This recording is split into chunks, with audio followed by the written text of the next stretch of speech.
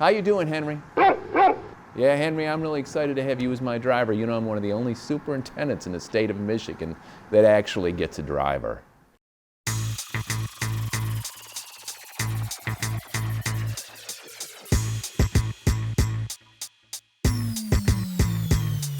I think you're going to enjoy what you're about to see. Chippewa Valley CTE Auto Tech Program had the opportunity to listen to Michigan lemon law lawyer Steve Lehto. Steve has been practicing law for over 30 years, but that's not all Steve does. He has written several award-winning books on historical topics. Steve has his own YouTube channel, Lehto's Law, with 250,000 subscribers. Here he discusses everyday topics that have legal ramifications. During his presentation, Steve conveys a message that no one should limit themselves to one career path. A student should not keep blinders on when building their future. What wonderful advice given to our students.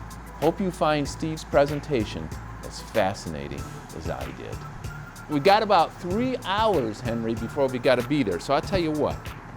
That would be just about the right amount of time for us to head over to Chick-fil-A, get in line, and get ourselves a chicken sandwich.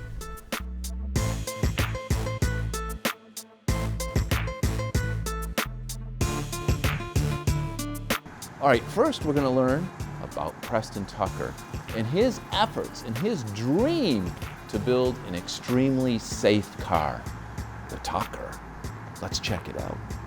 So we'll start off with the Tucker 48, which is the top left car, and it's named after Preston Tucker. You may know there's a movie called Tucker, the Man in the Dream, about his story. If you get a chance to see it, you should. It's an interesting movie. Francis Ford Coppola made it, and it's actually fairly accurate about his life story. But Preston Tucker's a guy from Michigan who loved cars, and we're talking about in the 1930s and 1940s. And some of you may know that during World War II, because of the war effort, a lot of the auto companies were forced to start building war machines, war material, and they had to stop building cars in 1942. There were no cars built in Detroit in 43 and 44. And because of that, there was a car shortage. So when the war ended in 1945, people said, hey, we can start building cars again. And the legacy car companies like GM, Ford, and Chrysler actually said, you know, we can just start building 1942 models again, and people will buy them because they need to. They're desperate.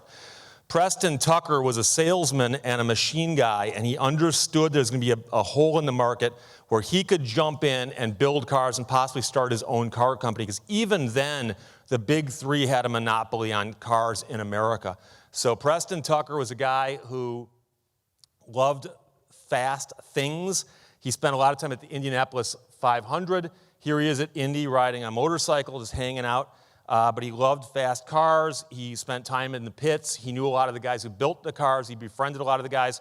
And he was always fascinated by cars. And when he saw this opportunity, and he said, you know something, I could start my own car company.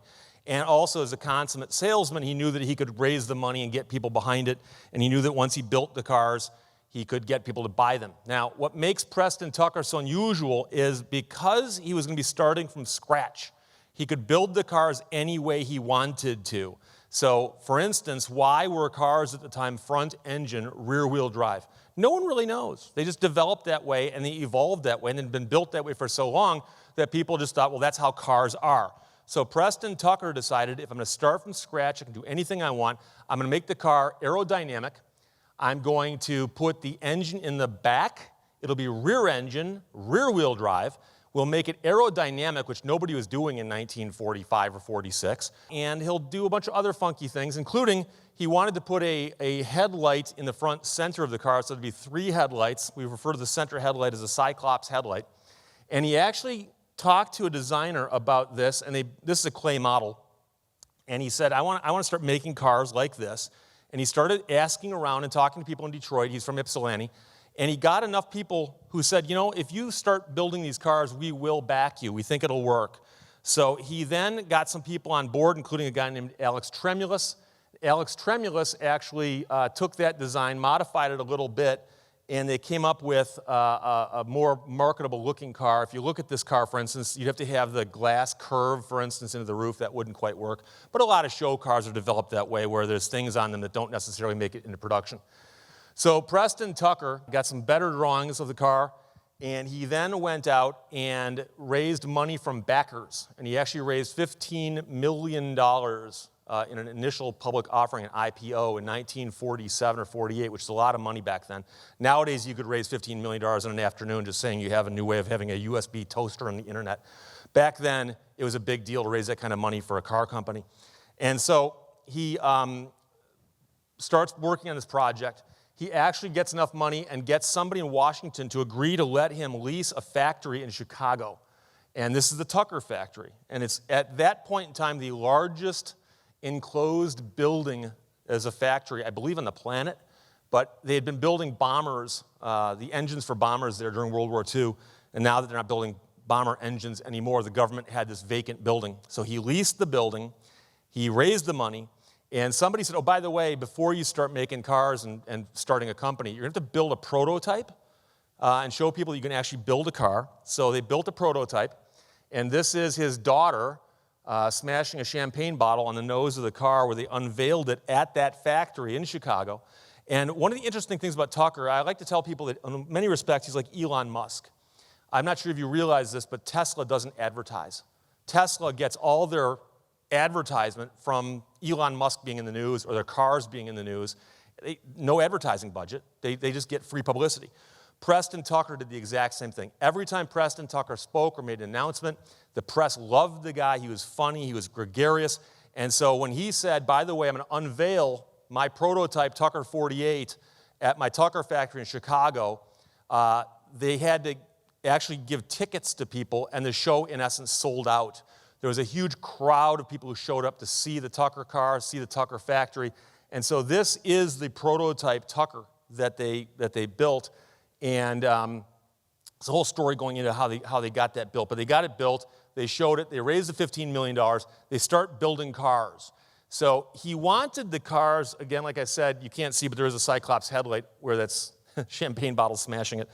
But this car has a rear engine, it's rear-wheel drive.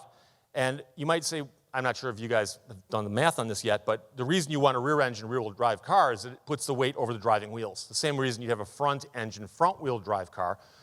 Of course, if it's front-engine, front-wheel drive, then your driving wheels are also the steering wheels, which makes the front gears, you know, how that all ties together, a little more complicated. So it makes sense to have the front tires steer and the back wheels drive with a rear engine. But, for instance, doing rear-engine, rear-wheel drive removes the transmission tunnel, the hump that goes to the middle of the car. By removing that, you get more legroom in the car, more space in the car. He also had the dashboard in the car padded as a safety feature. He wanted to put seat belts in his car. And back then, that was such a crazy idea, his own people talked him out of it. They said, no one will buy a car with seat belts. Seat belts are crazy. If you put the seat belt in the car, it implies the car is dangerous. He said, well, you know, I think we should do it, but they didn't. But they have a padded dashboard. The windshield in the car would pop out in an accident. It was designed to pop out forward. Believe it or not, a common injury back then when people didn't wear seatbelts was that you'd be driving along, you'd hit something, and you smash your head into the windshield. So having the windshield pop out in an accident was a safety feature.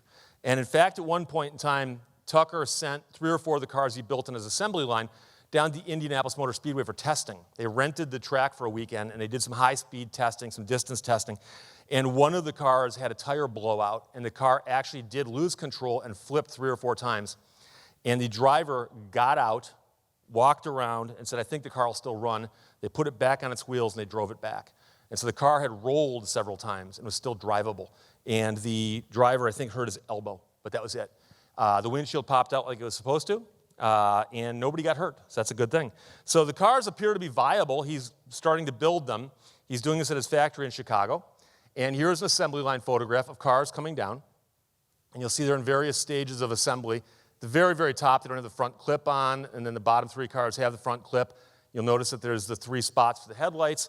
And as a fascinating piece of trivia, if you turned the wheel past a certain point, you're going around a corner, the Cyclops headlight would actually turn with the wheel.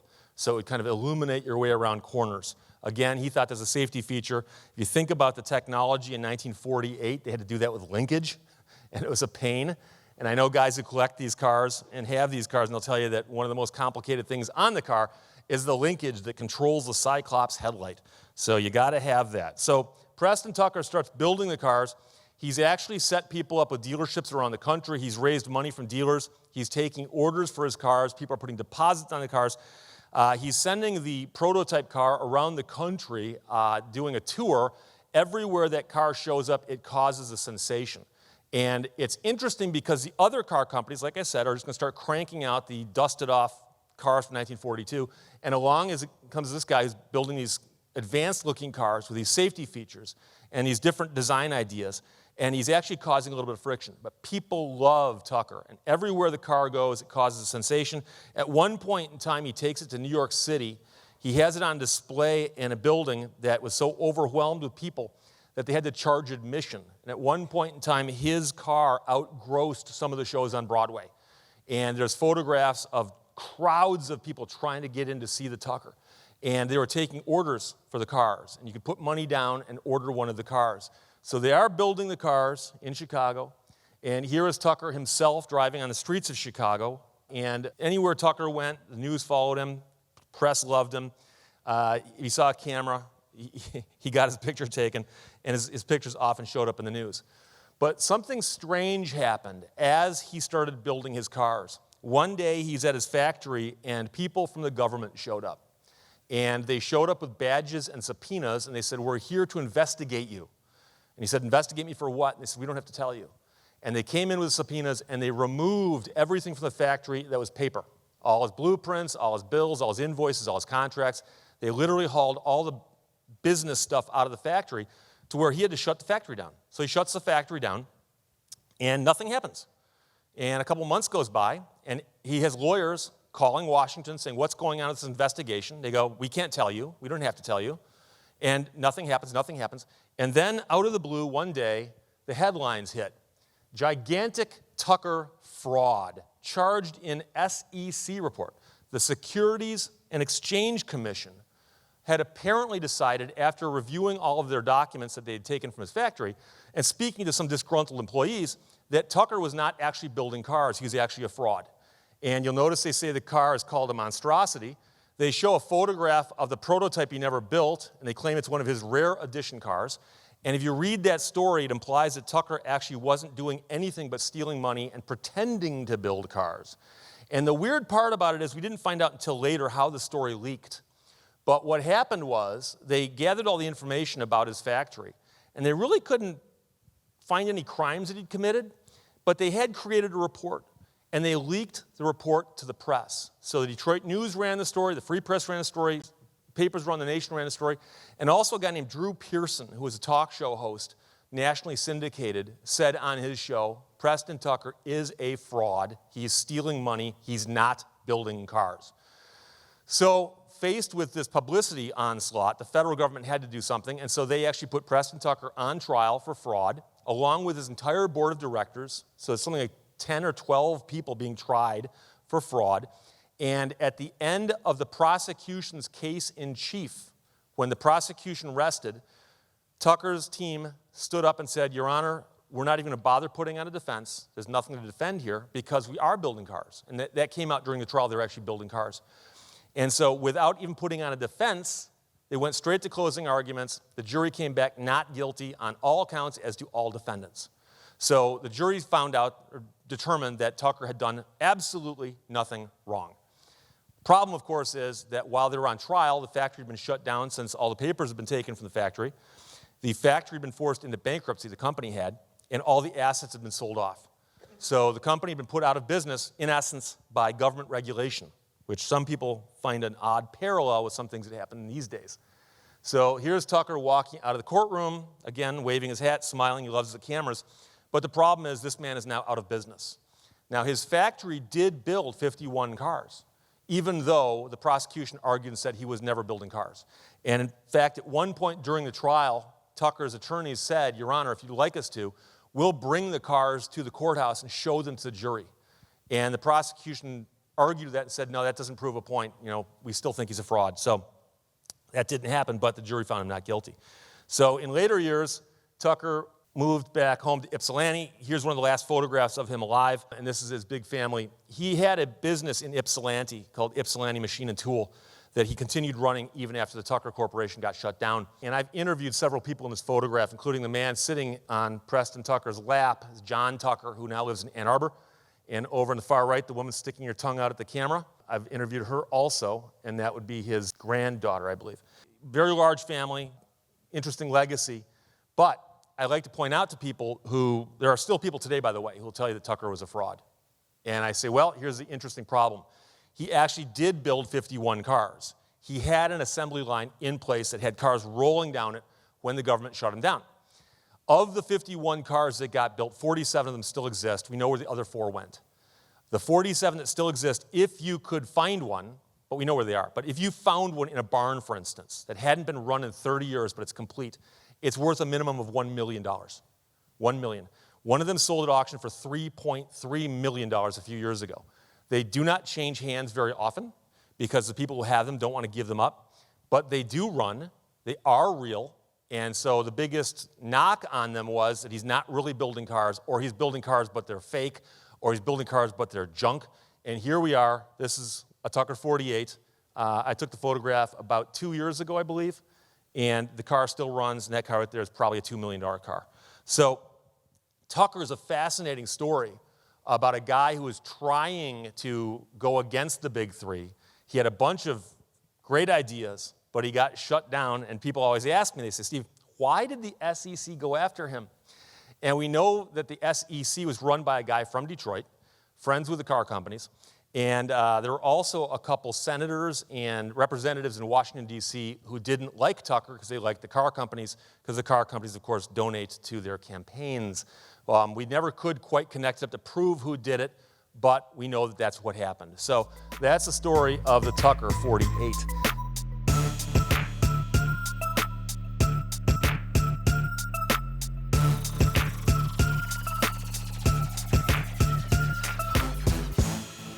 Hey, Henry, thanks for waiting. I'm telling you, Henry, that's Steve Lehto, one interesting guy. I learned so much about cars.